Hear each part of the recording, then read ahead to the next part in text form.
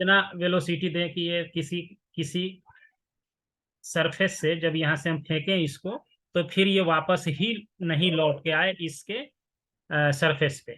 यानी ये अगर अर्थ है हमारा, ये अर्थ है, तो यहाँ से किसी ऑब्जेक्ट को हम फेंकें यहाँ, तो किसी स्पीड से वी आई से, तो ये फिर अर्थ के सरफेस पे ये लौट के ना आए, यानी कि ये जाए तो उधर ही जो है ये चला ही रह जाए, ये वापस होकर के रिटर्न ना आए।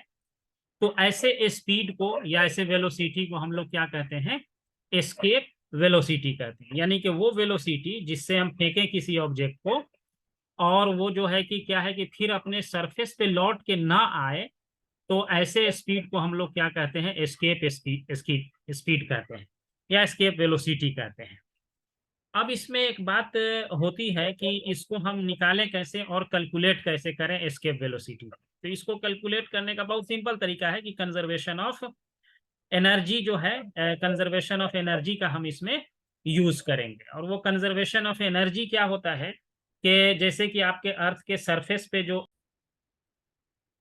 ओके, तो अर्थ के सरफेस पे, और एक है जहां पे जब वो पहुंचेगा इन्फिनिटी पे, जब ये इन्फिनिटी पे मान लो यहाँ पे पहुंचा, तो suppose let E infinity be total energy at infinity. Infinity पे ये टोटल एनर्जी है, मान लो, ये मान लेते हैं इन्फिनिटी पे टोटल एनर्जी है।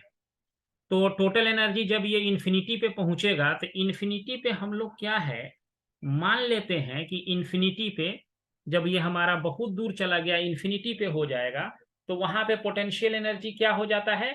जीरो हो जाता है इन्फिनिटी पे।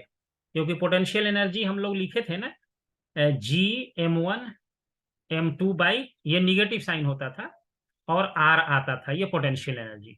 और ये R जब इन्फिनिटी हो जाएगा, तो R जब इन्फिनिटी हो जाएगा, तो ये पोटेंशियल एनर्जी क्या हो जाएगा? जीरो हो जाएगा, जब ये इन्फिनिटी हो जाएगा। तो इन्फिनिटी पे जब ये पहुंचा, तो इस समय पोटेंशियल एनर्जी तो हमने जीरो लिख दिया, और काइनेटिक एनर्जी को यहां लिखते हैं हाफ किसी पार्टिकल को भेज M V F square, final kinetic energy. ये टोटल एनर्जी हमारा ये कहां पे निकल के आ गया?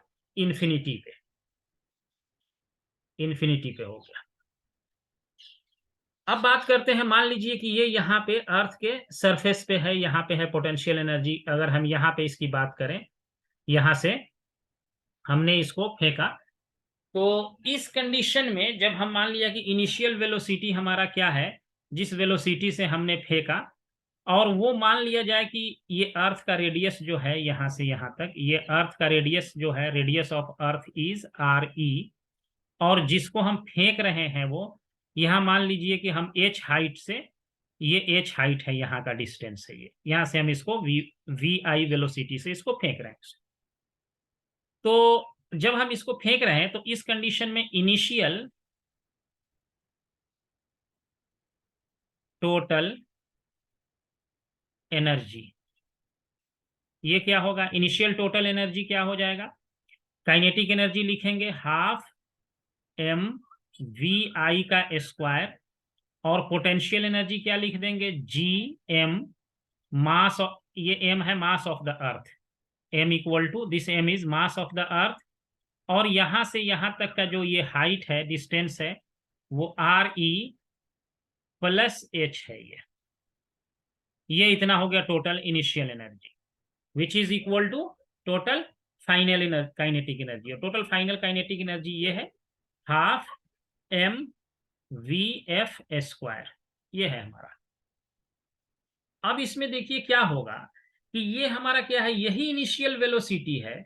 अब मान लिया कि ये जो फाइनली जब ये इन्फिनिटी पे पहुंचता है यहाँ पे, तो इसके पास क्या होगा? जब ये इन्फिनिटी पे पहुंच जाएगा कोई भी ऑब्जेक्ट, तो उसके पास क्या होगा? एनर्जी कितना होगा? मिनिमम या मैक्सिमम? जब ये ऑब्जेक्ट इन्फिनिटी पे पहुंचेगा, तो उसके पास एनर्जी क्या होगी? मिनिमम या maximum? This energy will be minimum. जब इन्फिनिटी पे पहुंच जाएगा, तो इसकी ये एनर्जी हो जाएगी मिनिमम, और मिनिमम वैल्यू को हम लोग इसको लिख देते हैं, जीरो लिखते हैं। मिनिमम वैल्यू मान लिया कि ये काइनेटिक एनर्जी भी वहां पहुंच करके जीरो हो गया। तो अब इसमें से ये वाला हमारा आ गया 1/2, ये वो मास है जिसको हमने फेंका है, किस स्पीड से फेंका है, vi से, माइनस gm, ये वो मास है जिसको फेंक रहे हैं, और ये re क्या है, रेडियस ऑफ द अर्थ है, और h हाइट से इसको हमने फेंका है। कहीं कहीं h का वैल्यू क्या है, 0 भी ले लेते हैं, कि मान लिया ये सरफेस से ही फेंक दिए हैं, ये अर्थ के सरफेस से फेंके हैं, तो ये h हमारा क्या हो जाएगा, 0 हो जाएगा फॉर द टाइम बिंग। तो ये वाला वैल्यू आपका क्या हो जाएगा, ये मिनिमम वैल्यू हमने लिखा है ये। अब यहां से क्या करेंगे कि आप इसमें से v, ये m से m क्या हो गया, कैंसिल हो गया, 1/2 vi का square equal to capital G, mass of the earth या जिस प्लेनेट से फेंक रहे हैं वो, एंड re। इस h को मान लेते हैं, यहाँ h बहुत ही स्मॉल है अगर हमारा, तो इस h को हम यहाँ नेग्लेक्ट भी कर सकते हैं, इस h को। तो ये हमारा ये रह जाएगा, h को, h इज नेग्लेक्टेड, इसको हम नेग्लेक्ट कर देते हैं, नेग्लेक्टेड, या h is very very small than re हम कह सकते हैं, इसके रिस्पेक्ट में बहुत छोटा है तो इसको हटा देते हैं, नेग्लेक्ट कर देते हैं h को।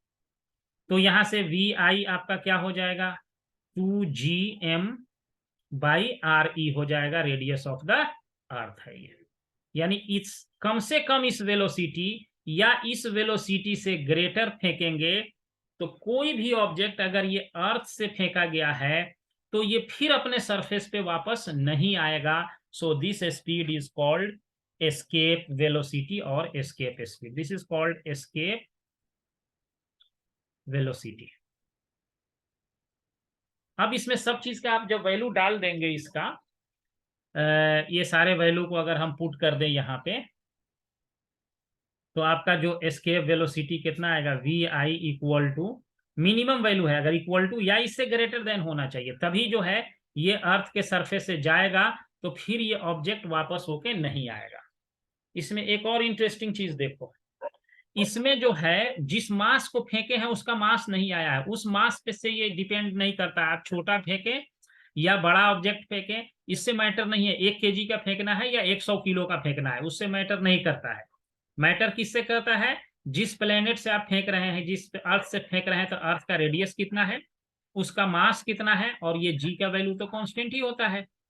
तो ये सारे वैल्यूज जब आप पुट कर देंगे इसमें, यानी जी का वैल्यू, एम का वैल्यू जब आप सब पुट कर देंगे, तो इसका जो वैल्यू आएगा वो आपका एक और भी कर सकते हैं, रुकिए, एक रिलेशन हम और निकाले थे थोड़ा और इसको सिंप्लीफाई करने के लिए, एक रिलेशन और भी जानते हैं, एक्सेलरेशन ड्यू टू ग्रेविटी क्या होता है, G M by R E square होता है अर्थ के सरफेस पे, ये हम निकाल चुके हैं ऑलरेडी पहले के लेक्चर में, G M by R E square हो गया।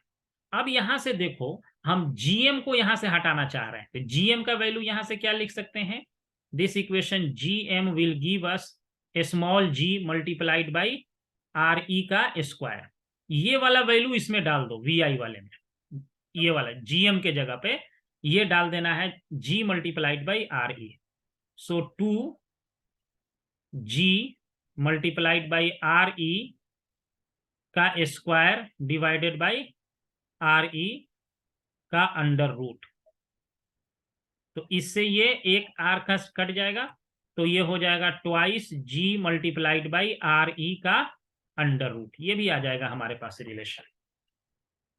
अब ये रिलेशन हम क्या कर सकते हैं इसको, अब इसमें आप वैल्यू खाली पुट कर दीजिए सबका, वी आई इक्वल टू 2, जी का वैल्यू अर्थ के सरफेस पे होता है 9.8 और इसका वैल्यू 64 किलोमीटर होता है, 6400 किलोमीटर। अब इसको मीटर में अगर बदल देंगे तो 1000 से मल्टीप्लाई कर देंगे, इसका अंडर रूट ले लेंगे, तो इसको जब सॉल्व करेंगे तो ये नियरली आता है, इसको आप सॉल्व करके देख सकते हैं, इसका जो नियरली इसका जो वैल्यू आता है वो 11.2 किलोमीटर पर सेकेंड आता है, its value is equal to 11.2 kilometre per second. ये हो गया एस्केप वेलोसिटी। क्या मतलब हुआ कि आप किसी ऑब्जेक्ट को अर्थ के सरफेस से अगर इस स्पीड से छोड़ेंगे तो ये अर्थ पे फिर वापस होके नहीं आएगा। ये मिनिमम स्पीड है, यानी कि ये अर्थ से एस्केप कर जाएगा और ये इस स्पीड पे ये 11.2 किलोमीटर पर सेकेंड होता है। ये यहाँ से हमने कैलकुलेट करके निकाला है। आप अगर यहाँ से भी निकालेंगे तभी भी वही आएगा, ये वाले रिलेशन को। इसको हम दूसरे कलर में कर देते हैं। इस रिलेशन से भी अगर इसको निकालेंगे तो भी उतना ही आएगा। यहाँ g का value 6.67 into 10 to the power minus 11, mass of the earth 6 into 10 to the power 24, radius of the earth डालेंगे तो यहां से भी सॉल्व करेंगे तो उतना ही आएगा। तो अर्थ का जो एस्केप वेलोसिटी हुआ ये आपका कितना हुआ, 2g इंटू आर ई होता है, हो गया ये। अब मान लीजिए कि ये तो अर्थ का हुआ, तो इस अर्थ का जो एस्केप वेलोसिटी है, यानी किसी ऑब्जेक्ट को हम फेंकेंगे अर्थ के सरफेस से, तो अगर इस स्पीड से आपने उसको अर्थ से फेंका तो ये ऑब्जेक्ट वापस होके नहीं आएगा। सपोज करिए कि अब हम इसको कहां से फेंक रहे हैं। Suppose now the object is throne from the surface of moon, from the surface of moon, moon के सरफेस से फेंकते हैं और फिर देखते हैं कि वेलोसिटी एस्केप कितना होगा। एस्केप वेलोसिटी मून के सरफेस से फेंकेंगे तो कितना हो जाएगा। तो इसमें आपको क्या करना होगा, क्योंकि एस्केप का क्या निकला, वी आई हमने यही निकाला, ये greater than equal to root under 2g into radius of moon हो जाएगा और यहाँ g मून का होगा। एक्सेलरेशन एट द मून पे का वैल्यू यहाँ पुट करेंगे तो मून पे हम लोग जानते हैं कि अर्थ का कितना हो जाता है, 1/6 लगभग होता है। तो इस वैल्यू को पुट कर देंगे, gravitational acceleration due to the surface on the moon, और रेडियस ऑफ द मून जो है ये कितना होता है, मून का रेडियस जो है ये, आप जब मून का रेडियस पुट कर देंगे इसमें वैल्यू, तो ये आपको सॉल्व करके ये आएगा 2.3 किलोमीटर ये आता है। मून का रेडियस जो है इसमें डाल देंगे और मून का ग्रेविटेशनल एक्सेलरेशन अर्थ का क्या हो जाता है, g/6 हो जाता है ना वो, तो 2 into G on the earth by 6 into radius of the moon. आप रेडियस देख लीजिए मून का कितना होता है, इसको इसमें डालेंगे तो ये आ जाएगा 2.3 किलोमीटर पर सेकेंड। यानी मून से किसी चीज को अगर इतना स्पीड से फेंकेंगे तो ये फिर वापस होके नहीं आएगा। इसीलिए मून पे क्या है, एयर नहीं है, क्योंकि वो क्या है, वो एस्केप कर जाता है, वहां पे एस्केप वेलोसिटी ये बहुत कम है, तो वहां पे एयर वगैरह इसीलिए नहीं मिलता है, क्योंकि वहां एस्केप वेलोसिटी ये बहुत ही कम है, 1/5 के आसपास है। इसको 5 से डिवाइड करेंगे तो इतना आएगा ये। कह रहा है 2 यूनिफॉर्म सॉलिड स्फीयर, हमारे पास 2 यूनिफॉर्म सॉलिड स्फीयर है, एक ये है जिसका रेडियस r है और इसका भी रेडियस r ही है, दोनों का equal radii r, but mass m and 4m। इसका जो है कि मास डेंसिटी जो है कि ये इसके रेस्पेक्ट में 4 गुना बड़ा है, यानी कि ये अगर 1 kg का है तो ये 4 kg का है, लेकिन रेडियस एक ही है, रेडियस चेंज नहीं हुआ, रेडियस उतना ही रखा है, यानी कि इसके जो मास है वो काफी टाइटली पैक्ड है, और इसके जो मास है वो थोड़ा सा इसके कंपैरिजन में उतना टाइटली पैक नहीं है। M have a centre to centre separation, यानी इसके सेंटर से इसके सेंटर का जो डिस्टेंस है वो 6r दिया हुआ है एज शोन इन फिगर 8.12। इस फिगर में है 2 स्फीयर्स आर हेल्ड फिक्स, दोनों स्फीयर को फिक्स करके रखा हुआ है। A projectile of mass m, ये स्मॉल मास का यही प्रोजेक्टाइल है, ये is projected from the surface of sphere m, इस स्फीयर के m के सरफेस से इसको फेंका गया है, इसको फेंका गया यहां से directly toward the centre of the second sphere, दूसरे स्फीयर के यहां से सीधे ऐसे हिट करता हुआ यहां पे फेंका गया है दूसरे स्फीयर के सेंटर के तरफ। Obtain an expression for minimum speed v of the projectile so that it reaches the surface of the second sphere। इसको कितना हम वैल्यू दे दें कि यहाँ पे ये दूसरे स्फीयर के सरफेस में मान लो यहाँ पे ये आ जाता है, वो वैल्यू क्या देना पड़ेगा कि वहां पे आपको आ जाएगा। समझ रहे हैं क्वेश्चन को? अब मुझे आप सिर्फ एक काम करके बताइए कि देखो कि जब इसको हम फेंक रहे हैं यहां से, इस मास के पास क्या क्या प्रॉब्लम होगा। इस मास को, ये कैपिटल वाला मास m है, ये क्या करेगा, अपनी तरफ अट्रैक्ट करेगा। ये 4m वाला मास है, ये छोटे वाले m को क्या करेगा, ये भी अपनी तरफ अट्रैक्ट करेगा।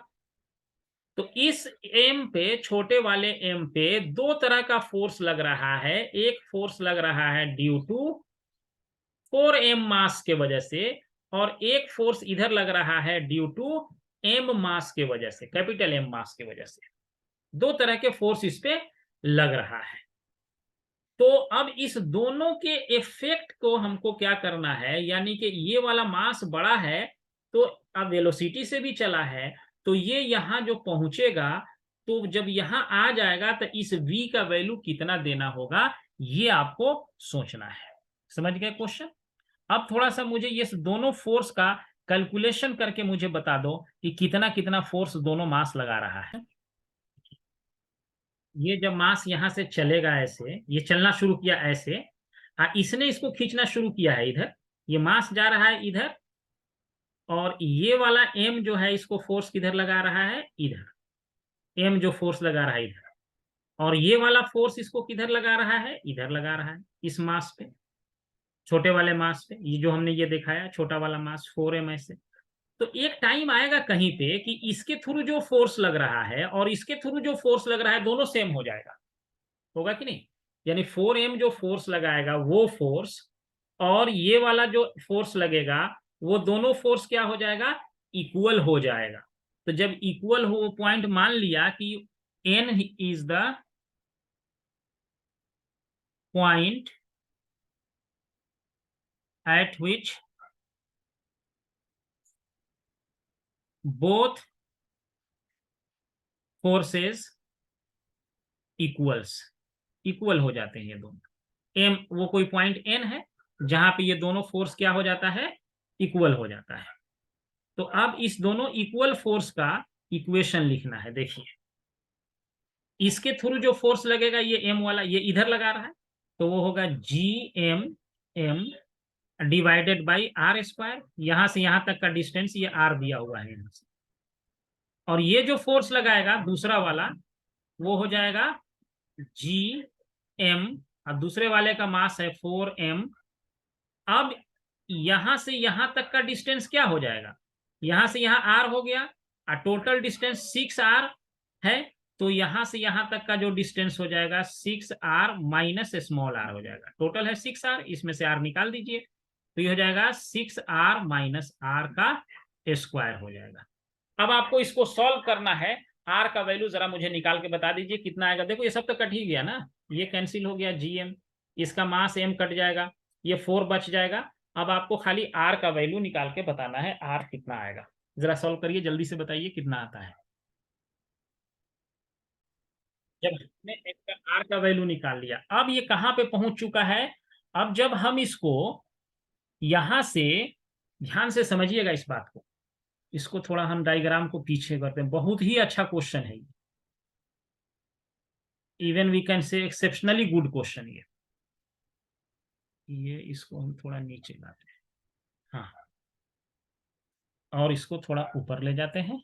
देखिए, अब देखिए क्या है कि जब इसको हम फेंके हैं यहां से, जैसे इसको फेंका गया है, तो इस कंडीशन में इसका टोटल एनर्जी जरा हमको बता दो।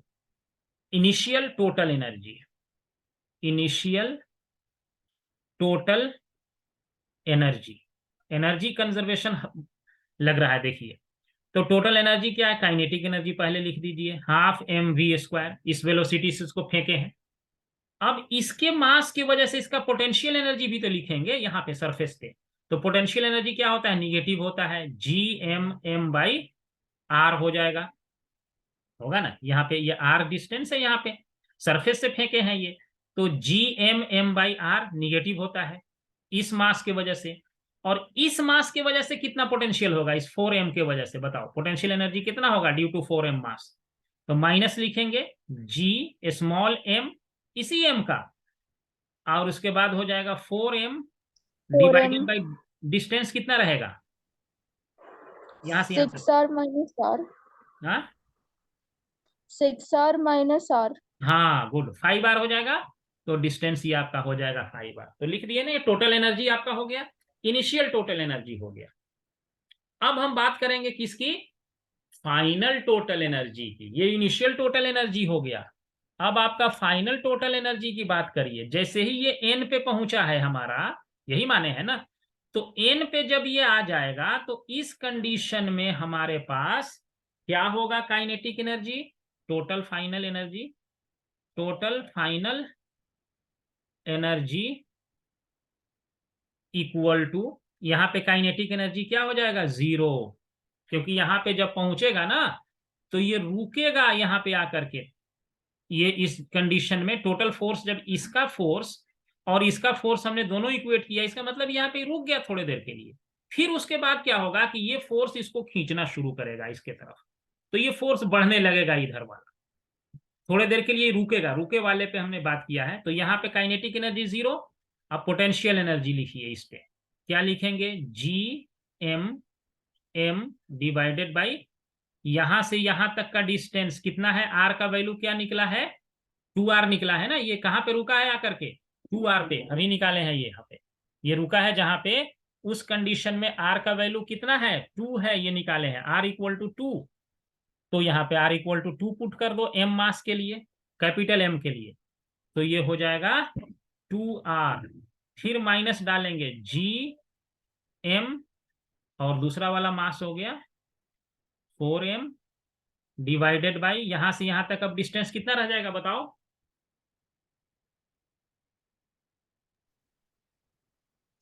यहां से यहां तक का डिस्टेंस कितना हो जाएगा। अब यहां से यहां तक 2r निकल गया, पूरा 6r है, तो यहां से यहां तक कितना रह जाएगा 4r। 4r। अब इस दोनों को क्या कर देंगे, इक्वेट कर देंगे एनर्जी बैलेंस से, इससे हमको v निकल जाएगा। देखो कितना कितना इंटरेस्टिंग क्वेश्चन है, इसको बेटा आप अच्छे से एक आध बार और बना लेना, बहुत इंटरेस्टिंग क्वेश्चन है ये। जब दोनों को आप इक्वेट करेंगे तो ये आ जाएगा 1/2। हम m को कॉमन लेके काट दे रहे हैं, देखो m यहाँ भी है, यहाँ भी है, यहाँ भी है, यहाँ भी है, यहाँ भी है, छोटा वाला m। तो छोटा वाला m सब जगह से कॉमन ले लिए, minus Gm/r minus 4g capital M/5r, ये 4 हो गया, m निकल गया यहाँ से, इक्वल टू यहाँ से minus Gm/2r minus g into 4m by, अच्छा 4r है इसमें, तो 4 से 4 भी ये कट गया। अब इसको क्या करेंगे, हमको v के लिए सॉल्व करना है इसको। अब v के लिए सॉल्व हो जाएगा कि नहीं, तो अब आप इसको v के लिए सॉल्व कर लीजिए और सॉल्व करके मुझे बता दीजिए, यहाँ हम आंसर लिख देते हैं कितना आएगा। इसको जब आप v के लिए सॉल्व करेंगे तो v का वैल्यू जो आएगा वो आ रहा है 3Gm/5r, 3Gm/5r,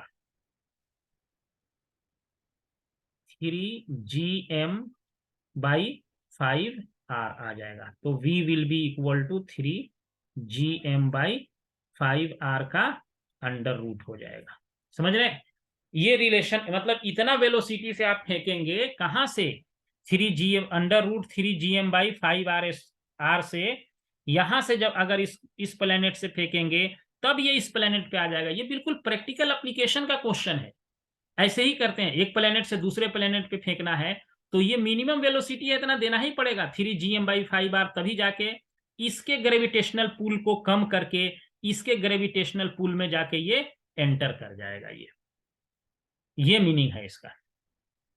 उसके बाद इसमें एक पॉइंट नोट करने वाला है, note speed of projectile is 0 at n but is non-zero when it strike the heavier sphere 4m. The calculation of this speed is left and as an exercise to the, ये आपके लिए आपको एक exercise इसमें छोड़ा जा रहा है कि ये यहाँ पे तो 0 होगा, लेकिन जब ये यहाँ पे टकराएगा इस पॉइंट पे, तो किस स्पीड से टकराएगा, अगर आपसे ये निकालने के लिए पूछ लिया जाए कि what will be the speed, ये आप सोचिएगा कि ये अगर इस प्लेनेट पे टकराएगा, यहाँ पे तो स्पीड 0 है, बट जब यहाँ पे ये कोलाइड करेगा तो आपको सोचना है व्हाट इज स्पीड।